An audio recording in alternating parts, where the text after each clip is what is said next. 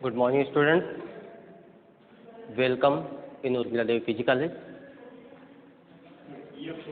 यहाँ पे आप देखिए स्प्रिंग एंड मॉस सिस्टम्स, जिसको हम स्प्रिंग पेंडुलम भी कहते हैं। तो यहाँ पे हम मान लेते हैं कोई सिस्टम्स हैं और इसमें द सिस्टम को जो सिस्टम है अपने पास मासलेस स्प्रिंग रखता है, उसका एक सिरा कनेक्ट होता है कुछ मास से। तो जिसमें दो कंडीशन अराइज होते हैं, दो कंडीशन उत्पन्न होते हैं, जिसमें व्हेन द सिस्टम इज, दो सिस्टम क्या है, when the system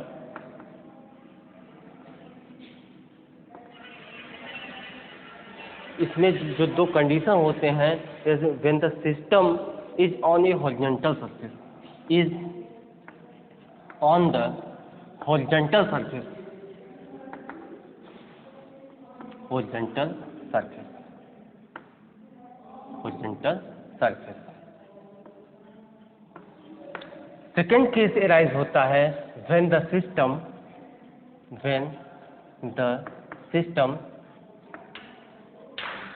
is on the vertical surface,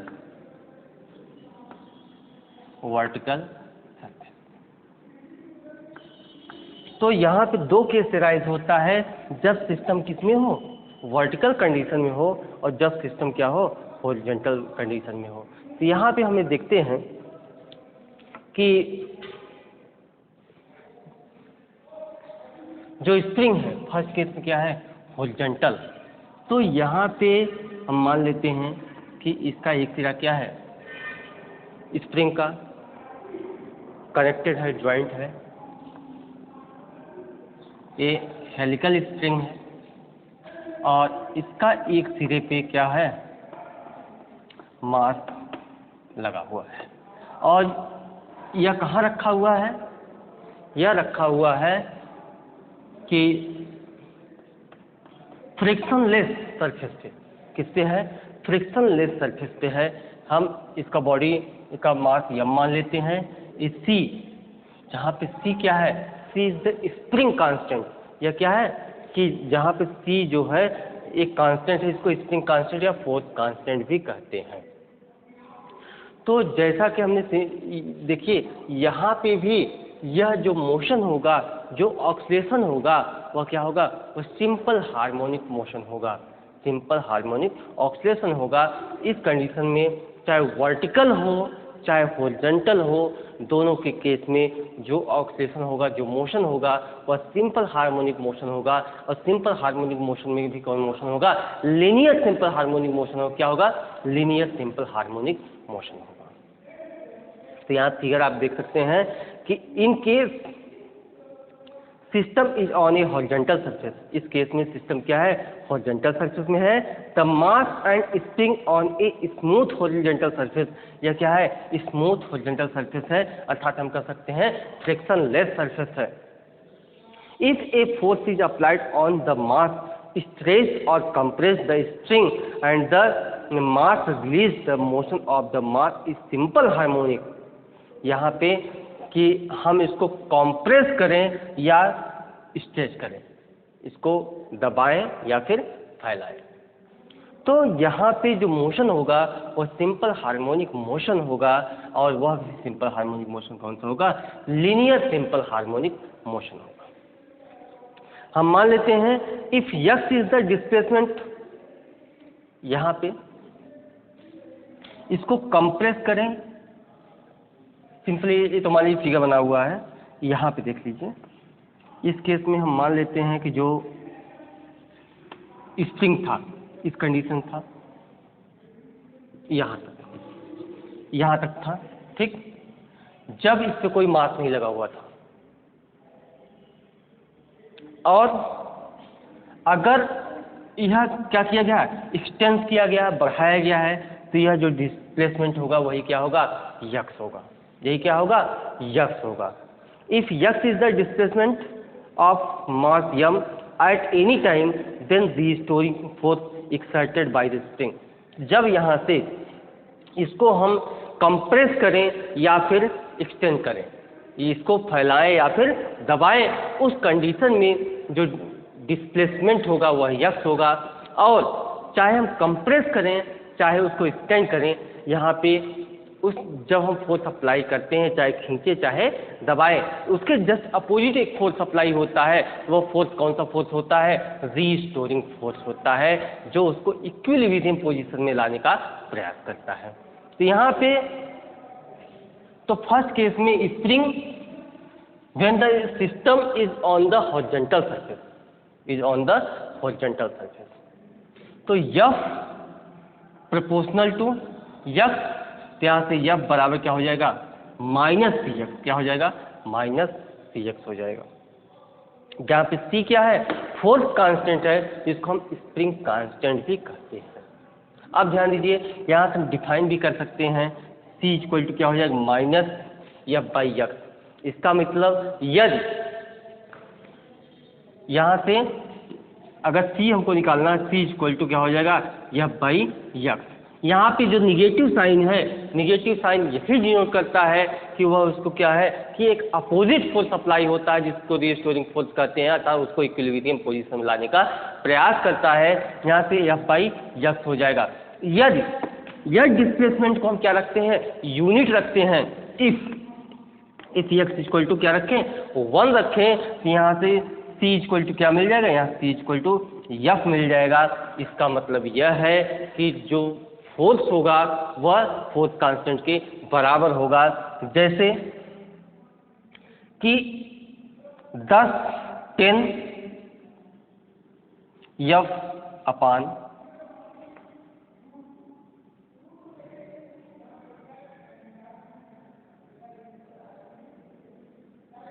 100 कर देते हैं।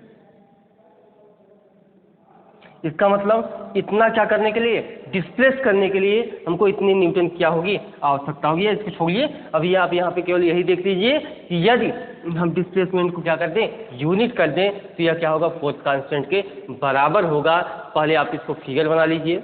हम मान लेते हैं कोई क्या है? मासलेस स्प्रिंग है, उससे एक मास लगाया गया है, स्प्रिंग कांस्टेंट या कह सकते हैं फोर्स कांस्टेंट क्या है? C है। इसको कंप्रेस या एक्सटेंड मतलब इलोंगेशन किया जाता है।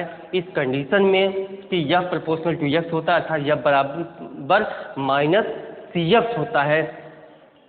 F बराबर क्या होगा? F बराबर माइनस सी एक्स होगा। F बराबर माइनस सी एक्स होगा। यहाँ पे where C is constant, where C is constant are called spring constant और फोर्स कांस्टेंट। यहाँ से also we know that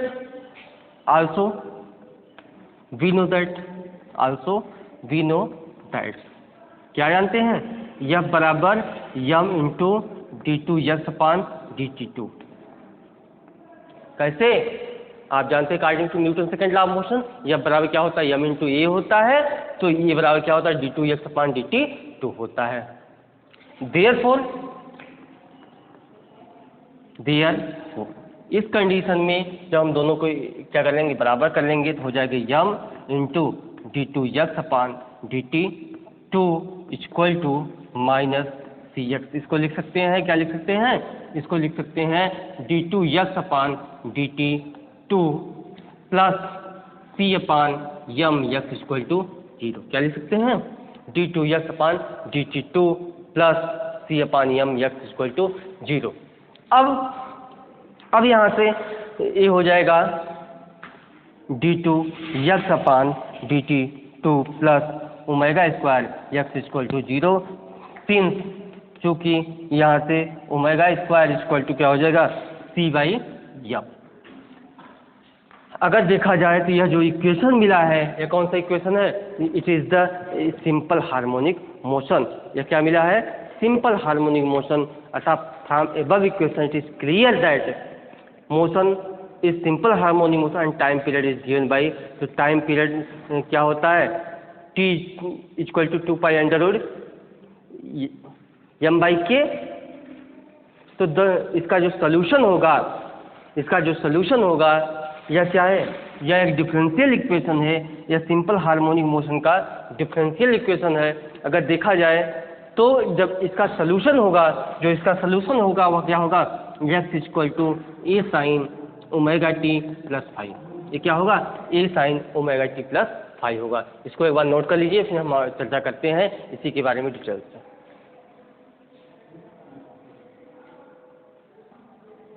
हाँ, तो इसको एक बार आप और देख लीजिए कि स्प्रिंग एंड मास सिस्टम, जिसको हम स्प्रिंग पेंडुलम भी कहते हैं, स्प्रिंग जो होता है वह इलास्टिक प्रॉपर्टी क्या करता है, फॉलो करता है। इलास्टिसिटी आपको पता ही होगा।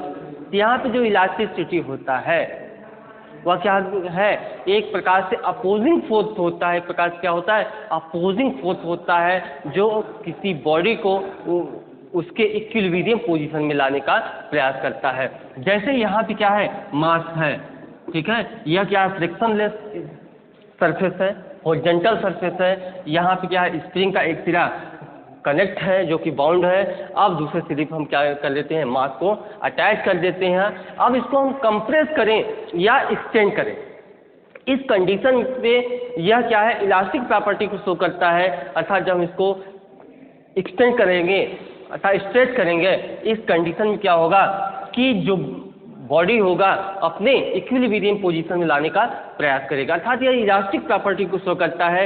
यही जो इलास्टिक फोर्स होगा एक प्रकार से क्या होता है, रीस्टोरिंग फोर्स ही होता है, जो बॉडी को इक्विलिब्रियम पोजीशन में लाने का प्रयास करता है। जैसे कि आप देख रहे हैं कि यह प्रोपोर्शनल टू यह, जो यह रीस्टोरिंग फोर्स होगा, जो यह रीस्टोरिंग फोर्स होगा वह बॉडी को इक्विलिब्रियम पोजीशन में लाने का प्रयास करेगा।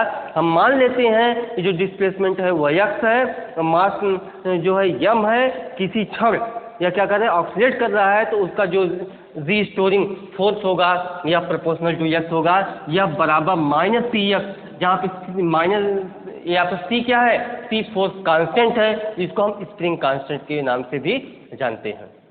अब यहाँ से ऑलरेडी आप जानते हैं, we know that from Newton's law,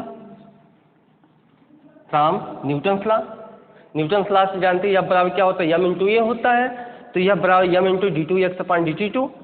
अब दोनों क्या है, फोर्स ही है, दोनों को हम इक्वल कर लेंगे, तो m into d two x upon d t two equal to minus c x हो जाएगा। यहाँ से इसको डिवाइड कर देंगे, d two x upon d t two plus c by m x equal to 0। अब हम इसको क्या रीअरेंज कर देंगे। अब यहाँ से c upon m, omega square equal to c upon m होता है, यहाँ से ओमेगा इक्वल टू क्या हो जाएगा, अंडर रूट सी बाई यम हो जाएगा।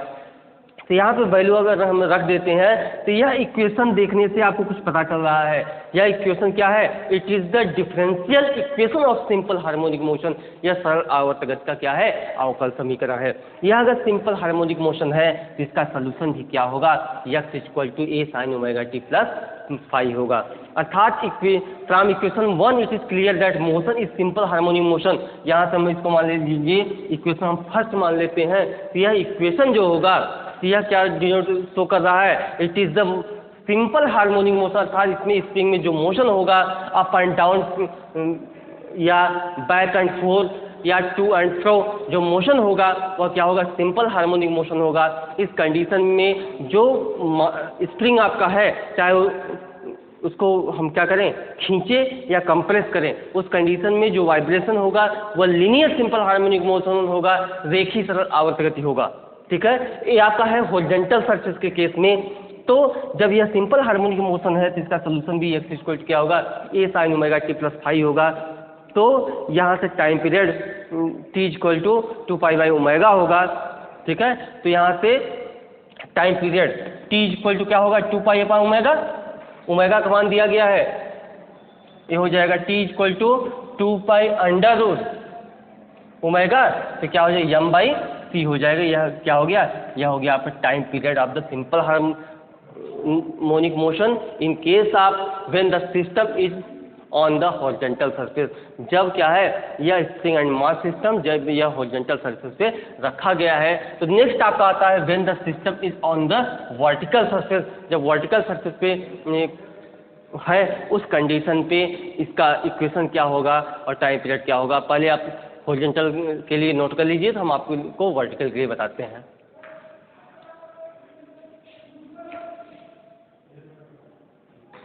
अब हम आते हैं second case, when the system is on vertical position. Second आपका है when the system is on vertical position. Vertical position में क्या कंडीशन होगा स्प्रिंग एंड मास सिस्टम में? हम मान लेते हैं कि कोई स्प्रिंग है, इसका एक सिरा क्या है बाउंड है, एक कोई क्या है मासलेस स्प्रिंग है। अब सेकेंड केस में क्या करेंगे कि ये आपका स्प्रिंग है, इस पे कुछ मास क्या कर दिया जाएगा अटैच कर दिया गया। क्या कर दिया गया? अटैच कर दिया गया।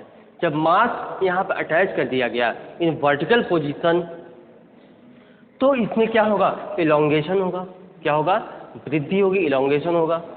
तो इसका कांस्टेंट क्या है c है और इसकी ओरिजिनल लंबाई क्या हम मान लेते हैं यल मान लेते हैं।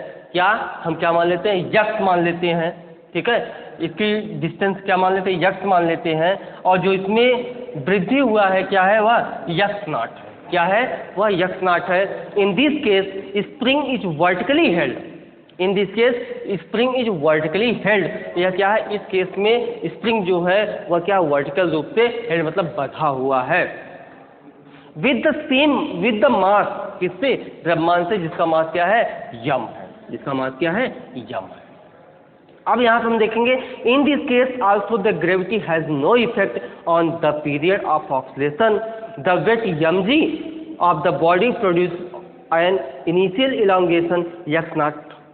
अब यहाँ से एक फोर्स सप्लाई होगा mg। क्या होगा? mg, जो जिसको हम क्या बोलते हैं वेट कहते हैं। जैसे कोई आपसे पूछे कि जैसे आपका वेट कितना है, तो आप कहते हैं क्या 50 kg। 50 kg, तो 50 kg गलत है। आप बोलेंगे 50 किलोग्राम भार या 50 kg वेट। क्या बोलेंगे? 50 kg वेट, क्योंकि मास एंड वेट में बहुत अंतर होता है। द्रव्यमान और भार में बहुत अंतर होता है। भार जो होता है वह प्लेस अलग अलग प्लेस से क्या हो जाता है चेंज हो जाता है, लेकिन मास जो होता है वह चेंज नहीं होता है। क्यों? क्योंकि W इक्वल टू क्या होता है W इक्वल टू mg होता है। तो यम के साथ साथ क्या होता है 9.8 का मल्टीप्लिकेशन होता है। तो पिछली कक्षाओं में आपने पढ़ा भी होगा, इंटर में आप पढ़ा होगा, नाइन्थ में भी आप पढ़ा होगा, ग्रेविटेशन पढ़ा होगा, गुरुत्वाकर्षण पढ़ा होगा। आप वहाँ से जाने होंगे कि पृथ्वी तल से ऊपर जाने पर तथा पृथ्वी तल के नीचे जाने पर भी जी के मान में क्या होती है कमी होती है। अर्थात जी का मान परिवर्तन होता है, केवल पृथ्वी सरफेस से क्या होता है फिक्स होता है, अर्थ सरफेस फिक्स होता है। बाकी पृथ्वी तल से ऊपर जाने पर तथा पृथ्वी तल के नीचे जाने पर जी के मान में परिवर्तन होता है। यहाँ पे क्या होगा इसका वेट यम जी होगा। तो यहाँ पे यह इसका मान लेते हैं इनिशियल पोजीशन है, तो यहाँ पे इसका इलांगेशन क्या हो गया यक्स नॉट हो गया। क्या हो गया? यहाँ पे इसका इलांगेशन यक्स नॉट हो गया। सच दैट तो क्या हो जाएगा m g minus c x not equal to क्या हो जाएगा 0 हो जाएगा। M g minus c x not equal to 0।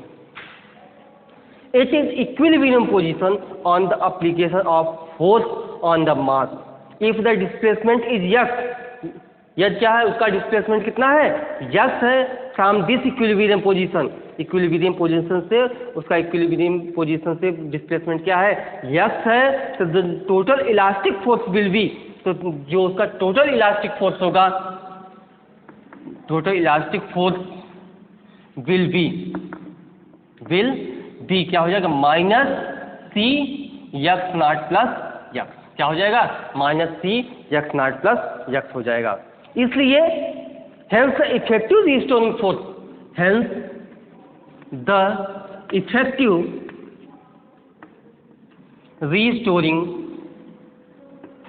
Force, तो उसका इफेक्टिव रीस्टोरिंग फोर्स क्या हो जाएगा m g minus c x not equal to minus c x not plus x. क्या हो जाएगा m g minus c x not equal to minus c x not plus x. In this case also the equation of motion is, तो इस case में भी जो equation होगा वह क्या होगा, यह होगा d2 x upon dt2 plus c upon m x equal to 0। इस केस में भी जो डिफरेंशियल इक्वेशन होगा वह क्या होगा, d2 x upon dt2 plus c by m x equal to 0। तो यहाँ हम लिख सकते हैं d2 x upon dt2 plus omega square x equal to 0। यह क्या है, यह भी आपका हो गया, it is the equation of simple harmonic motion. तो यहाँ से ओमेगा स्क्वायर इक्वल टू हो जाएगा c अपान m हो जाएगा, omega equal to under root c by m। इस केस में भी यह इक्वेशन आप देख रहे हैं, यह क्या है, यह डिफरेंशियल इक्वेशन है, सिंपल हार्मोनिक मोशन का डिफरेंशियल इक्वेशन है। तो यहाँ से time period t equal to क्या होता है, t equal to time period t equal to क्या होता है, 2 पाई अपान ओमेगा होता है। तो यहाँ से हो जाएगा 2 pi under root m by c। यहाँ इसका क्या मिल गया, टाइम पीरियड मिल गया। It means that gravity has no effect on the oxygen. इसका मतलब यह है कि यहाँ पे जो ग्रेविटी होगा वह उसके दोलन पे कोई प्रभाव नहीं डालेगा, अर्थात दोलन पे कोई प्रभाव नहीं पड़ेगा। किसका, ग्रेविटी का। यहाँ पे आपने टाइम पीरियड निकाला, तो टाइम पीरियड का डिफिनेशन नॉर्मली आपको पता ही होगा, जिसको बोलते हैं आवर्तकाल कहते हैं, अर्थात दोलन करने वाली वस्तु एक पूरा दोलन करने में जितना समय लेता है वह उसका आवर्तकाल कहलाता है। Time taken by one complete cycle are called time period. अर्थात एक कंप्लीट चक्कर करने में लगा समय जो होता है वह क्या कहलाता है, आवर्तकाल कहलाता है, जिसको हम बोलते हैं टाइम पीरियड कहते हैं। इसको एक बार आप देख लीजिए, नोट कर लीजिए, फिर एक बार रिमाइंड हम कर देते हैं, उसके बाद फिर आगे चलते हैं। हाँ, यहाँ से आप देख सकते हैं पहला केस तो हो चुका था, when the system is on vertical position, when the system is on vertical position. तो यहाँ पे पहले हॉरिजॉन्टल पोजीशन हो गया था, अब सेकंड है when the system is on vertical position. तो यहाँ पे आप स्प्रिंग देख रहे हैं, उसके बाद यह इस स्प्रिंग पे हम क्या कर लेते हैं, एक वेट लटका लेते हैं, इसका मास क्या है, m है। तो यहाँ पे एक फोर्स सप्लाई हो रहा है mg, इसके अपोजिट में भी एक फोर्स सप्लाई होगा जिसको रिस्टोरिंग फोर्स कहेंगे। तो यहाँ पे जो इलांगेशन है उसका हम x नॉट मान लेते हैं, ठीक है। अब कि mg minus c x not equal to 0, तो यहाँ से एक इलास्टिक फोर्स भी प्रोड्यूस होगा जो उसको किस में लाने का प्रयास करेगा, उसको इक्विलिब्रियम पोजीशन में लाने का प्रयास करेगा, उसको इक्विलिब्रियम पोजीशन में लाने का प्रयास करेगा। तो हो जाएगा elastic force will be minus c x not plus x।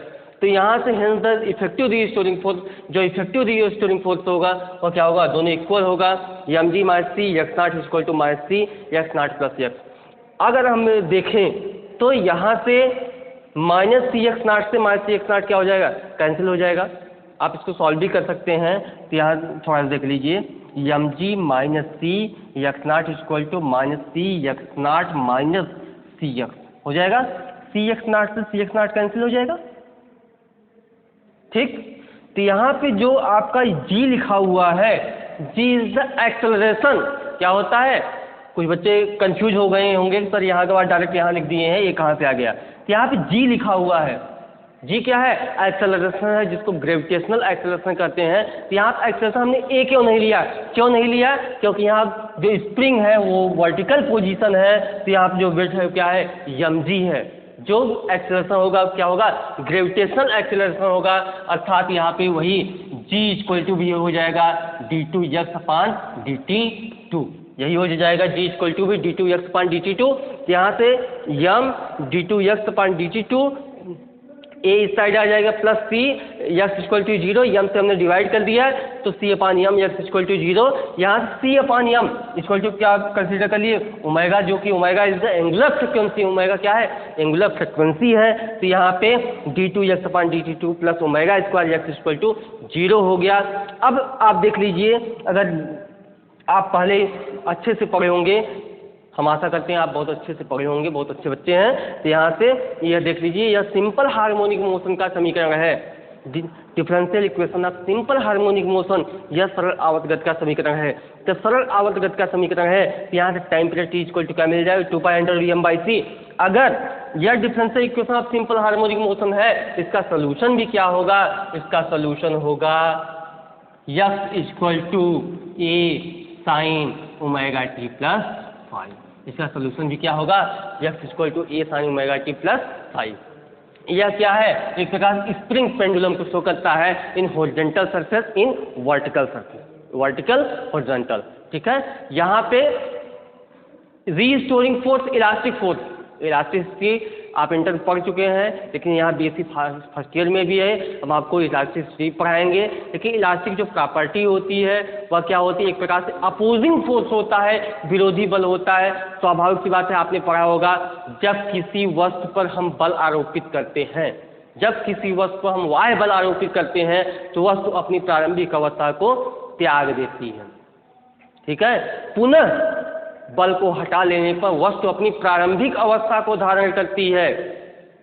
इस प्रकार के वस्तु को प्रत्यास्थ वस्तु कहते हैं और वस्तु को, इस गुण को प्रत्यास्था कहते हैं। और ध्यान दीजिए, जो वाह्य बल आप लगाते हैं उसको हम क्या बोलते हैं? डिफॉर्मिंग फोर्स कहते हैं, जिसको विरूपक बल कहते हैं। विरूपक अर्थात जिसके ऊपर लगा दिया जाए उसका फेस चेंज हो जाए, उसका फेस ही चेंज हो जाए। देखो जब मारपीट होती है ना, अगर एक पड़ गया तो फेस चेंज हो जाता है, तो अर्थात जो बल लगाओ क्या हो गया? विरूपक बल हो गया, उसको विरूपित कर दिया।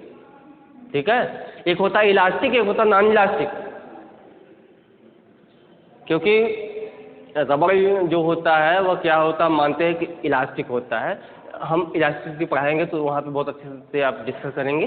ठीक है, इलास्टिक नॉन इलास्टिक मतलब जो अपनी प्रारंभिक अवस्था को धारण कर दे वह इलास्टिक है, प्रारंभिक अवस्था को धारण न करे क्या है? नॉन इलास्टिक है। वास्तव में अगर देखा जाए तो पूरे ब्रह्मांड में कोई भी वस्तु 100% न इलास्टिक है न 100% इन इलास्टिक है। या इन universe any body do not have properties elasticity and inelasticity। यार अथवा हम ये कह सकते हैं पूरे ब्रह्मांड में perfectly elastic, perfectly plastic body नहीं होती है। ठीक है, यहाँ पे फिर भी आप देख लीजिए कि यहाँ पे जो स्प्रिंग है वह क्या है? इस तरीके से इलास्टिसिटी के प्रॉपर्टी को शो करती है। और यहाँ पे यह वर्टिकल पोजीशन है, इसके पहले हॉरिजॉन्टल पोजीशन हो गया है। यहाँ पे जब मास को लटकाते हैं तो यह चाहे एक्सटेंड करे चाहे कंप्रेस करे, इस दोनों कंडीशन में जो ऑसिलेशन होता है, जो मोशन होता है, वह सिंपल हार्मोनिक मोशन होता है। उसका टाइम पीरियड भी आपको मिल गया। यह इक्वेशन आप सिंपल हार्मोनिक मोशन हो गया। जब सिंपल हार्मोनिक मोशन है तो उसका सोल्यूशन भी होगा आपका x equal to A sine omega T plus five होगा। ठीक है, और फ्रिक्वेंसी भी, फ्रिक्वेंसी आप जानते हैं, सिंपल सा डिफिनेशन है कि 1 सेकेंड में दोलनों की किए गए दोलनों की संख्या ही उस दोलन का क्या कहलाती है? आवृत्ति कहलाती है। या कह सकते हैं दोलन करने वाली वस्तु 1 सेकेंड में जितनी बार दोलन करती है वह उसकी आवृत्ति कहलाती है। टी का मान मिल गया, 1/t कर दो जी, क्या मिल जाएगा? आवृत्ति मिल जाएगा, फ्रिक्वेंसी मिल जाएगा। इसके बाद हम आपको बताते हैं कि determination of C. Determination of C मतलब कि जो आपका ये सी है where C is the spring constant और फोर्स कांस्टेंट। यह सी का मान हम किस प्रकार से डिटरमाइन करते हैं थोड़ा सा हम बता देते हैं। उसके बाद हम आपको न्यूमेरिकल बताते हैं, इस पे आधारित आपको पूरी तरह से डाउट जो होगा वो क्या हो जाएगा? क्लियर हो जाएगा। अब इसको एक बार आप नोट कर लीजिए। हम बताते हैं डिटर्मिनेशन ऑफ सी अर्थात फोर्स कांस्टेंट किस तरीके से हम निकालते हैं और यह फोर्स कांस्टेंट क्या बताता है, जिसको आप नोट कर लीजिए। हाँ, तो यहाँ पर आप देखिए स्प्रिंग एंड मास सिस्टम में, स्प्रिंग पेंडुलम में दो कंडीशन अराइज होता है। System is on horizontal position and system is on vertical position. दोनों हमने आपको बताया, दोनों कंडीशन में जो स्प्रिंग का क्या होता है? मोशन होता है वह क्या होता है? सिंपल हार्मोनिक मोशन होता है, सरल आवर्त गति होता है। जब सिंपल हार्मोनिक मोशन कर रहा है तो उसका इक्वेशन क्या मिलता है? उसका इक्वेशन मिलता है d2x/dt2 plus omega square x equal to 0। जब दोनों कंडीशन में सिंपल हार्मोनिक मोशन हो रहा है, सरल आवर्त गति हो रहा है, तो इसका सोल्यूशन भी क्या होगा? x equal to A sine omega T plus five. अब यहाँ पे जो स्प्रिंग सिस्टम है, जब स्प्रिंग कांस्टेंट जितना अधिक होगा स्प्रिंग कांस्टेंट जितना अधिक होगा वह स्प्रिंग उतना ही क्या होगा, मजबूत होगा। जो स्प्रिंग कांस्टेंट का मान जितना अधिक होगा वह स्प्रिंग उतना ही क्या होगा, स्टेबल होगा, मजबूत होगा। ठीक है। अब handle determination of C, determination of C, determination of c, यही सी जो है जिसको हम रीस्टोरिंग फोर्स भी कहते हैं, फोर्स कांस्टेंट भी कहते हैं, रीस्टोरिंग फोर्स नहीं कहते हैं जी, फोर्स कांस्टेंट कहते हैं, और आपका स्प्रिंग कांस्टेंट भी कहते हैं, फोर्स कांस्टेंट भी कहते हैं, स्प्रिंग कांस्टेंट भी कहते हैं। तो to determine the value of force constant, अर्थात फोर्स कांस्टेंट को डिटरमाइन करने के लिए द स्प्रिंग और टेंशन पर unit displacement of the spring, तो यहाँ पे C इक्वल टू क्या हो जाएगा, F बाई एक्स हो जाएगा। इसका मतलब मान लेते हैं कि let a mass m be attach to the free end of the spring, the increase length of the spring is noted, let it be x then. यहाँ पर देख लीजिए, चाहे आप वर्टिकल पोजीशन, चलिए दोनों हम बना देते हैं, ये आपका हॉरिजॉन्टल पोजीशन, ठीक, ये आपका क्या हो गया, हॉरिजॉन्टल पोजीशन और फ्रिक्शनलेस सरफेस, फ्रिक्शनलेस सरफेस, ठीक। तो इसका मास क्या है, m है, तो यहाँ भी एक फोर्स काम करेगा, क्या mg काम करेगा, यह क्या है, c फोर्स कांस्टेंट हो गया। अगर हम वर्टिकल सिस्टम लेते हैं इस प्रकार से, यहाँ पे भी क्या है, m है, तो एक फोर्स नीचे काम करेगा mg, इसका कांस्टेंट क्या है, c हो गया। यह आपका हॉरिजॉन्टल कंडीशन, ये आपको वर्टिकल कंडीशन। यहाँ पे स्प्रिंग कांस्टेंट c को ज्ञात करने के लिए जब इस पे मास हम क्या करते हैं, अटैच करते हैं, मास को अटैच करते हैं, स्वाभाविक सी बात है कि वह क्या होगा, उसमें कुछ वृद्धि होगी। यहाँ पे कंडीशन यही होती है कि इसको फोर्स लगा कंप्रेस किया जाए या फिर इलॉन्ग किया जाए। लेकिन इस कंडीशन क्या होता है, जब हम वेट लटकाएंगे तो यहाँ पे एक फोर्स अप्लाई करेगा, होगा mg, ठीक है, mg, जिसमें क्या होगा, इलॉन्गेशन होगा। ऑलरेडी इस कंडीशन क्या होता है, इलॉन्गेशन होता है, यहाँ पे इलॉन्गेशन और कंप्रेशन दोनों होता है, ठीक। यहाँ पे कि let a mass m be attached to the free end of the spring, the increased length of the spring is noted। तो यहाँ पे जब इलॉन्ग होगा उसी की वैल्यू x को हम क्या करेंगे, x को नोट करेंगे, x को हम नोट करेंगे। तो c इक्वल टू क्या होगा, f बाई एक्स होगा, c equal to f by x होगा, और f इक्वल टू क्या होता है, mg अपान x होता है, क्या होता है, f equal to mg upon x होता है। एंड टाइम पीरियड, तो टाइम पीरियड क्या होगा, t equal to 2 pi under root t equal to 2 pi under root. अब यहाँ ध्यान दीजिए, c बाई m होता है, क्योंकि सिंपल हार्मोनिक मोशन इस केस में आपने टाइम पीरियड दोनों केस में वही निकाला, t equal to 2 pi under root c upon m, क्या निकाला था, under root c upon m निकाले थे। तो c का मान यहाँ क्या हो जाएगा, यह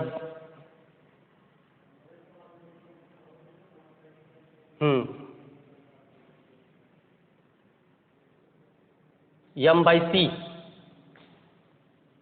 क्या होगा, m बाई सी क्या हो जाएगा, m बाई सी होगा। जब m बाई सी होगा उस कंडीशन में तो हो जाएगा t इक्वल 2 पाई mx अपान f, क्या होगा, mx अपान f, क्यों, क्योंकि c इक्वल टू क्या होगा, f अपान x होगा। यह मिल गया आपको टाइम पीरियड। सिंपल सी बात है कि फोर्स कांस्टेंट या स्प्रिंग कांस्टेंट को डिटरमाइन करने के लिए जो स्प्रिंग है, मास स्प्रिंग है, यहाँ पे in horizontal position, in vertical position, जब हम इससे मास को अटैच करते हैं, इसमें जो इलॉन्गेशन होता है हम x को क्या करते जाते हैं, x को नोट करते जाते हैं, और इस फार्मूले से हम c का मान क्या कर लेंगे, ज्ञात कर लेंगे। ये आपका रहा टाइम पीरियड। क्या रहा, टाइम पीरियड। और जब हम टाइम पीरियड मिल गया तो यहाँ से फ्रिक्वेंसी भी आप क्या कर सकते हैं, ज्ञात कर सकते हैं। अब इस पे आधारित हम आपको एक न्यूमेरिकल बताते हैं जिससे सारे डाउट क्या हो जाएंगे, क्लियर हो जाएंगे। तब तक आप इसको नोट कर लीजिए।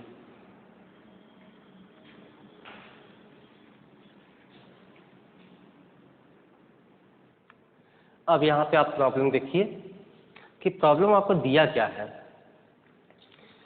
A 1.6 kg weight extends a spring 8 cm from its unstretched position, अर्थात 1.6 किलोग्राम का भार स्प्रिंग को क्या करता है, एक्सटेंड करता है 8 सेंटीमीटर। कहाँ से, जहाँ से अनस्ट्रेच्ड पोजीशन मतलब कि मेन पोजीशन से वह क्या करता है, मतलब इक्विलिब्रियम पोजीशन से 8 सेंटीमीटर क्या करता है, एक्सटेंड करता है कितना, 1.6 किलोग्राम का भार।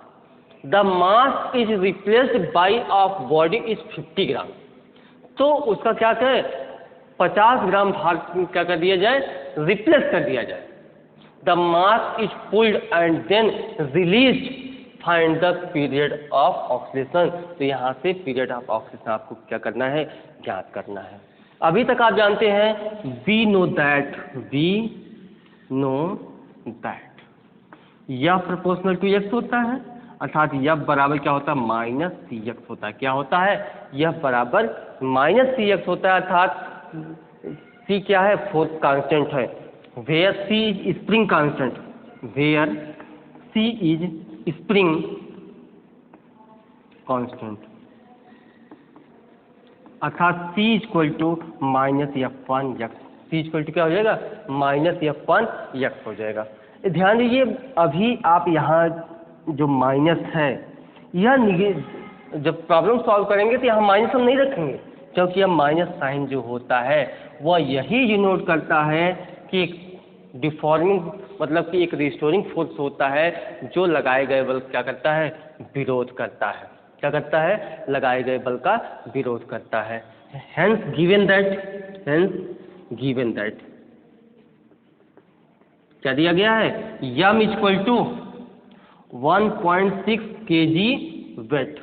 क्या दिया गया है, 1.6 kg वेट दिया गया है। जब 1.6 kg वेट दिया गया है तो इसका मतलब क्या दिया गया है, 1.6 g।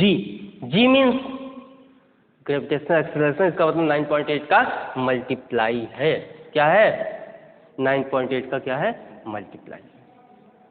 तो ये ऑलरेडी क्या हो गया, एफ हो गया। ऑलरेडी क्या हो गया, एक मिनट, यफ क्या हो गया, आपका यफ हो गया।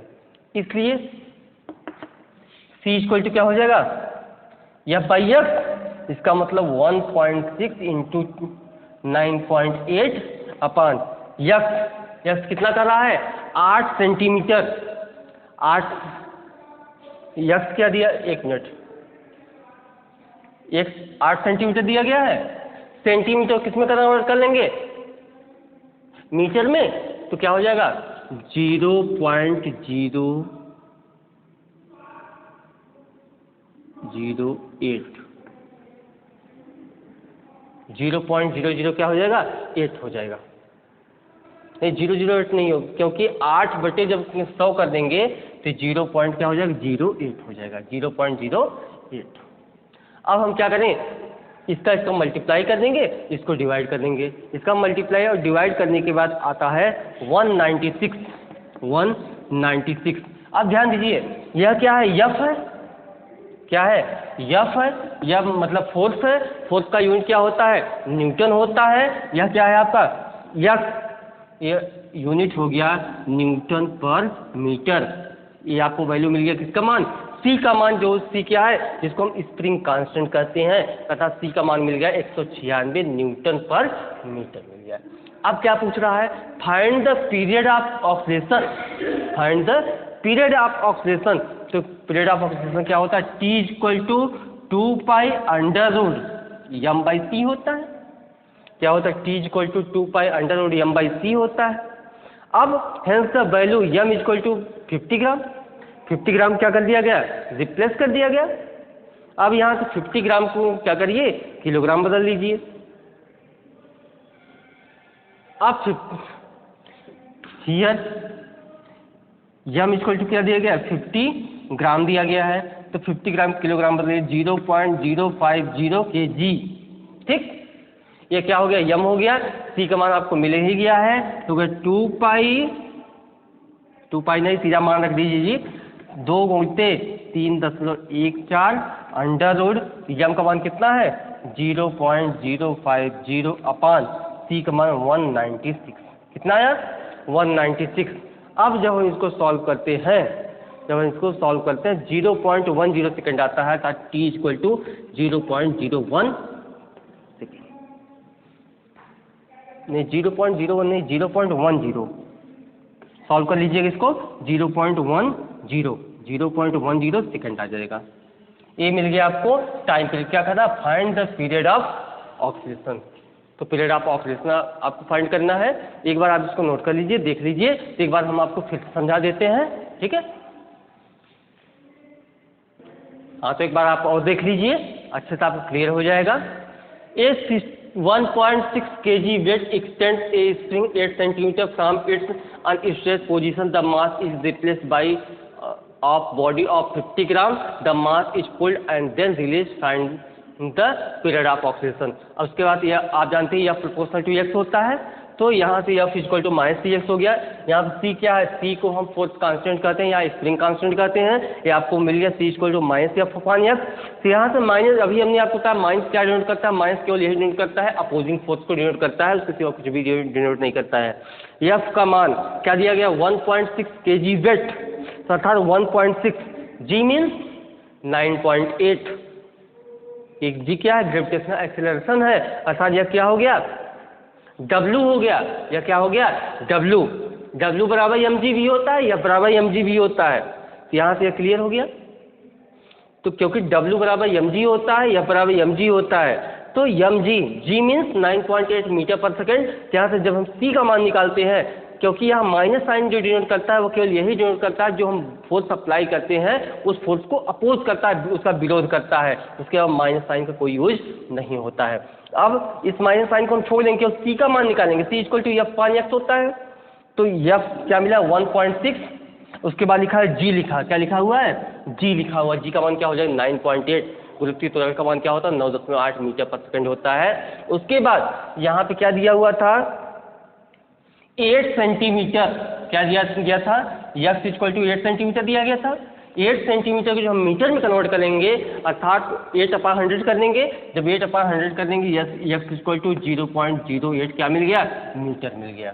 अब 1.6 इंटू 9.8 अपान 0.08, जब इसको हम सॉल्व करेंगे तो आता है 196।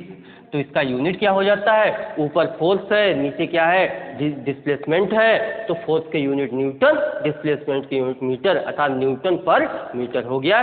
फिर c is the spring constant, c क्या है आपका स्प्रिंग कांस्टेंट है, जिसको हम फोर्स कांस्टेंट भी कहते हैं। अब उसके बाद क्या निकालना, find the time period of oxidation, तो यहाँ पे इसका आवर्तकाल निकालना होता है। और यह जो ऑक्सीडेशन कर रहा है, दोनों कर रहा है, कौन सा दोनों कर रहा है SHM, कौन सा दोनों कर रहा है SHM means simple harmonic motion कर रहा है, सरल आवर्ती गति कर रहा है। तो यहाँ से स्प्रिंग के लिए जो टाइम पीरियड मिला t इक्वल टू 2π/m/c मिला, तो m का मान क्या है 50 ग्राम दिया गया है। 50 ग्राम को किलोग्राम बदलेंगे, मतलब 50 अपान क्या कर देंगे 1000, तो 0.050 हो जाएगा। यहाँ से हम वैल्यू रख देंगे, इसको सॉल्व करेंगे 0.10 क्या मिल गया सेकेंड मिल गया। इससे आप क्या हो गया क्लियर हो गया। आज का ये आपका टॉपिक कंप्लीट हुआ, स्प्रिंग एंड मास सिस्टम, जिसको हम बोलते हैं स्प्रिंग पेंडुलम भी कहते हैं, ठीक है।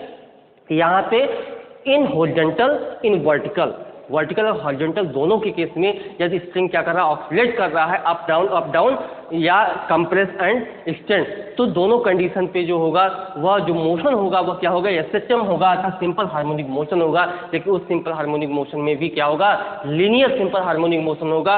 इसका आपको c का मान मिल गया था, स्प्रिंग कांस्टेंट का मान मिल गया, टाइम पीरियड मिल गया, फ्रिक्वेंसी मिल गया, और जो भी मोशन होगा सिंपल हार्मोनिक मोशन होगा। सिंपल हार्मोनिक मोशन होगा तो उसका सोल्यूशन क्या होगा x equal to a sin ωt plus 5 होगा, ठीक।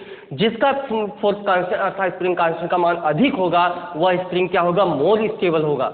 अब नेक्स्ट वीडियो में हम आपको लाएंगे नए टॉपिक के साथ LC सर्किट या आपका होगा स्प्रिंग होगा, यहाँ पे आपको एक एंड उसका क्या था, बधा हुआ था, दूसरे पे क्या था, मास अटैच था। लेकिन नेक्स्ट टॉपिक जो होगा, दोनों सिरे पर क्या होगा, मास अटैच होगा। उस कंडीशन में आपका सिंपल हार्मोनिक मोशन का इक्वेशन का क्या होगा, सोल्यूशन होगा। इसके लिए आगे आप जुड़े रहिएगा। इससे हमें आशा करते हैं आपको पूरी तरह से क्लियर हो गया होगा। धन्यवाद। नेक्स्ट वीडियो में मिलते हैं अगले दिन।